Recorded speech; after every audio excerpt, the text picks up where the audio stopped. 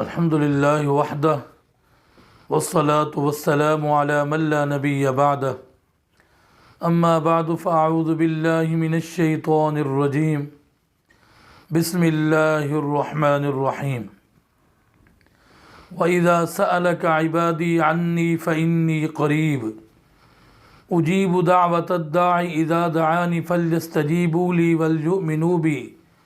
وَلْيُؤْمِنُوا بِي لَعَلَّهُمْ يَرْشُدُونَ وقال الله تعالى في مقام آخر وقال ربكم ادعوني استجب لكم ان الذين يستكبرون عن عبادتي سيدخلون جهنم داخرين آمنت بالله صدق الله مولانا العلي العظيم وقال النبي صلى الله عليه وسلم الدعاء مخ العبادة او كما قال عليه الصلاة والسلام اللهم صل على محمد وعلى آل محمد كما صليت على إبراهيم وعلى آل إبراهيم إنك حميد مجيد اللهم بارك على محمد وعلى آل محمد كما باركت على إبراهيم وعلى آل إبراهيم إنك حميد مجيد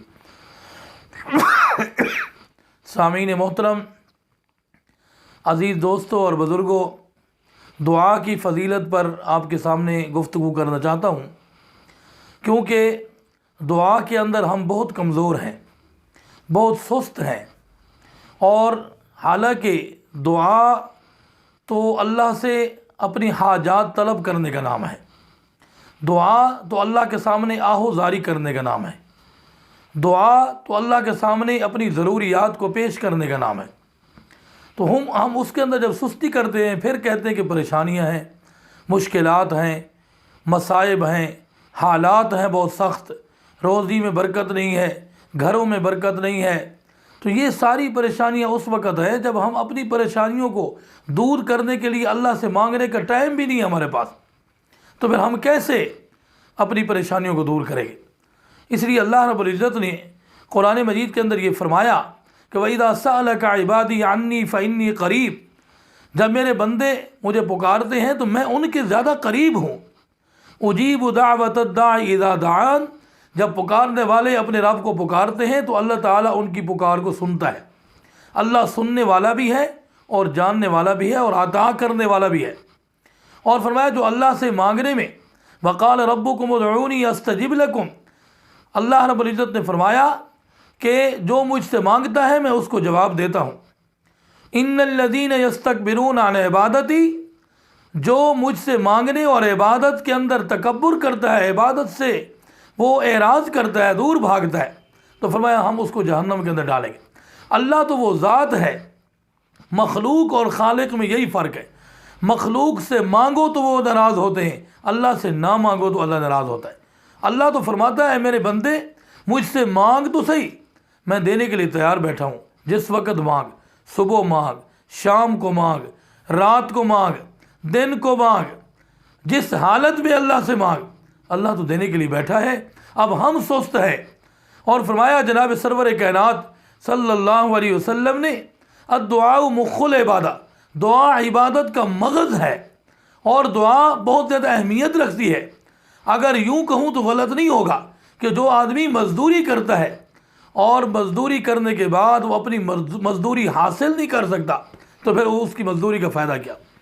دنیا کے اندر تو ہم مزدوریاں حاصل کرنے کے لیے پھر اپنے وقت کو ضائع کرتے ہو، مانگتے پھر رہے، اور اللہ کے سامنے عبادت کر کے ہم اپنی مزدوری مانگتے نہیں، ہم سمجھتے ہیں کہ مفت میں ہمیں مل جائے گا، تو ہمارے پاس ٹائم ہی نہیں ہے۔ آج ہم مسلمانوں کی حالت یہ ہے کہ نماز پڑھنے کے لیے بمشکل مسجد کے اندر آتے ہیں اور سلام پھرتا ہے، دعا کو اہمیت ہی نہیں دیتے اور اٹھ کر چلے جاتے، جبکہ سرور کائنات صلی اللہ علیہ وسلم نے ارشاد فرمایا کہ فرض نماز کے بعد دعا کی قبولیت کا وقت ہوتا ہے کہ اگر ہم مانگیں تو فوراً قبول ہوتی ہے۔ تو فرمایا دعا کی قبولیت کے لیے اوقات بھی ہیں، دعا کی قبولیت کے لیے کچھ جگہ بھی مخصوص ہے، جیسے بیت اللہ اور مسجد نبوی شریف اور بیت المقدس، اور اسی طرح مسجد کے اندر بیٹھ کر اللہ سے مانگنا، تو یہ فضائل ہیں دعا کے مانگنے کے۔ تو فرمایا ایک تو وقت ہے، ایک جگہ ہے اور ایک وقت ہے۔ وقت بھی تہجد کے ٹائم دعا قبول ہوتی ہے، فرض نماز کے بعد دعا قبول ہوتی ہے۔ فرمایا جناب رسول اللہ صلی اللہ علیہ وسلم نے کہ جمعہ والے دن ایک ایسی گھڑی ہے کہ اس کے اندر ہر دعا قبول ہوتی ہے. تو اس لیے دعا کے قبول کرانے کے لیے بھی کچھ اوقات بھی ہیں اور اسی طرح جو ہے کچھ طریقہ کار بھی ہیں. ایک حدیث مبارکہ کے اندر یہ بھی ہے، میرے آقا صلی اللہ علیہ وسلم نے ارشاد فرمایا، جس دعا کی ابتدا میں اللہ کی حمد و ثنا ہو، پھر مجھ پر درود شریف پڑھا جائے، پھر جو دعا مانگی جائے وہ دعا قبول ہوتی ہے. تو اس لیے ہم دعا مانگنے کے لیے اپنا ٹائم بھی نکالیں اور طریقہ کار بھی صحیح اپنائیں اور اس کی پوری کوشش بھی کریں. اپنے رب سے مانگیں گے تو اللہ رب العزت ہمیں ضرور عطا فرمائے گا.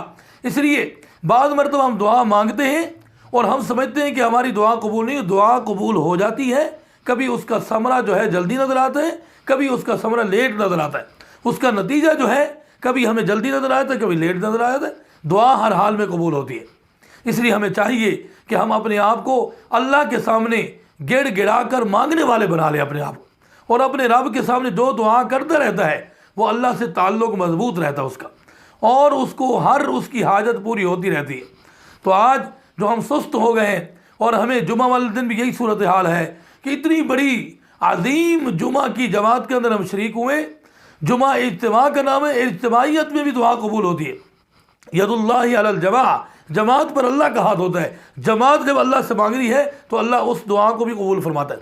تو ہم اٹھ کر اس وقت بھی فوراً تیزی سے بھاگ جاتے ہیں اور ہمارے پاس ٹائم نہیں ہوتا مانگنے کا. یاد رکھنا، اگر آج ہمارے پاس ٹائم نہیں ہے مانگنے کا اور ایک وقت ایسے آنے والے ہیں ہم مجبور ہو کر مانگنا چاہیں گے، لیکن اس وقت اللہ ہماری نہیں سنے گا اور اس وقت فرمایا جائے گا یہ ساری چیزیں تم نے دنیا کے اندر مانگنی تھی، دنیا ختم ہو گئی ہے، اب تو ہم نے صرف بدلہ دینا ہے، اب دعائیں قبول وہ تو دنیا کے اندر ہونی تھی. اس لیے ہم آج اپنا موقع غنیمت سمجھیں، اللہ سے مانگنے والے بن جائیں. فرض نماز کے بعد بھی مانگنے کے لیے بیٹھ جایا کریں، جمعہ والے دن بھی توجہ کے ساتھ بیٹھ کر دعا کو مانگا کریں، اور اپنا وقت نکال کر 2 رکعت نماز نفل پڑھ کے اور اللہ کی حمد و ثنا جناب سرور کائنات صلی اللہ علیہ وسلم پر درود شریف پڑھ کر پھر اللہ سے دعا کیا کرے. انشاءاللہ ہماری دعائیں قبول ہوگی. اللہ تعالی ہم سب کو عمل کرنے کی توفیق نصیب فرمائے. وآخر دعوانا ان الحمد للہ رب العالمین.